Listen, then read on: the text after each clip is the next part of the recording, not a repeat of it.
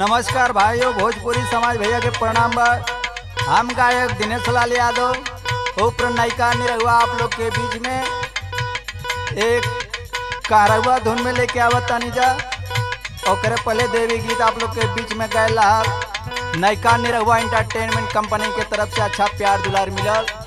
हमरा के आशा नहीं थे, पूरा विश्वास बा कि आप रहुआ लोग एहो गाना के उतना ही प्यार दुलार आशीर्वाद देबा।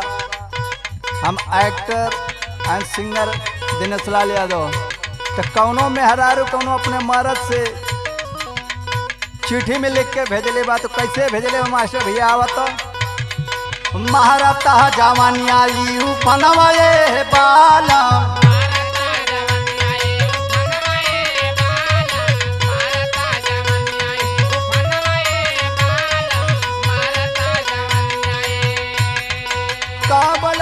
तब हम तूफानवाए बाला महारता जवानिया है तूफानवाए बाला।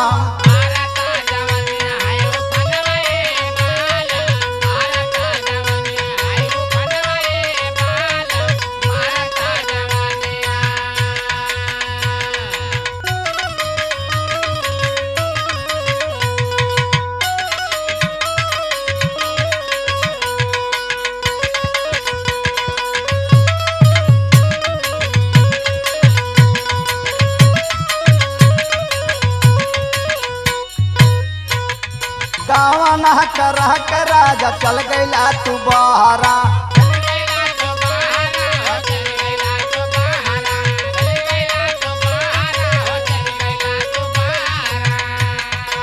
मानता न पूरा होल दिलवा के हमारा।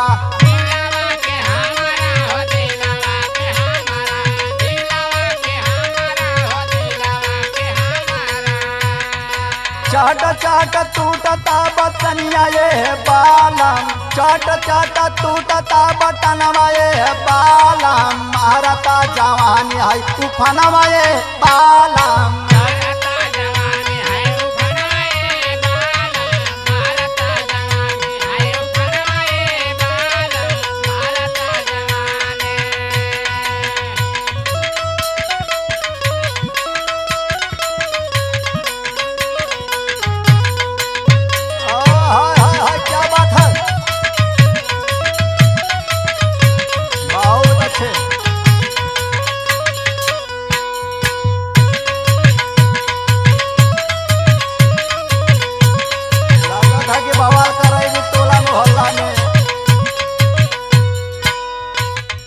पैसा के चलते राजा गैला तू भुलाई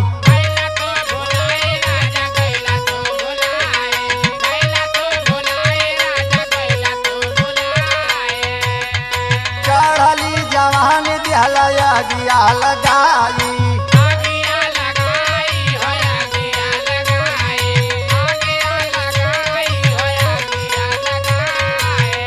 कहिया ले अइब तू पवनवा ये बालम कहिया ले अइब तू पवनवा ये बालम महारता जवानी है तूफानवा ये बालम महारता।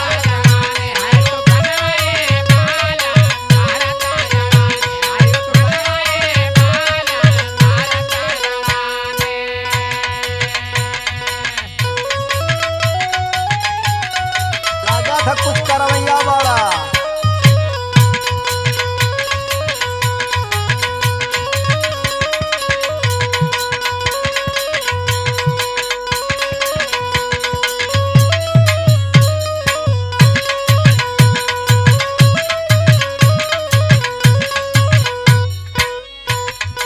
साझवा सबेरवा पियऊ देवर डाल फेरा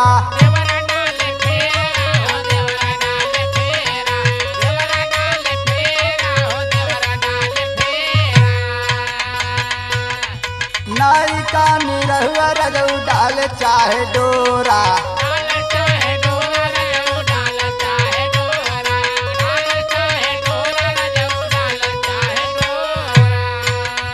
तोह के बोलावे है मयनवा ये बालम तोह के बोलावे है मयनवा ये बालम महारता जवानी है तूफानवा ये बालम।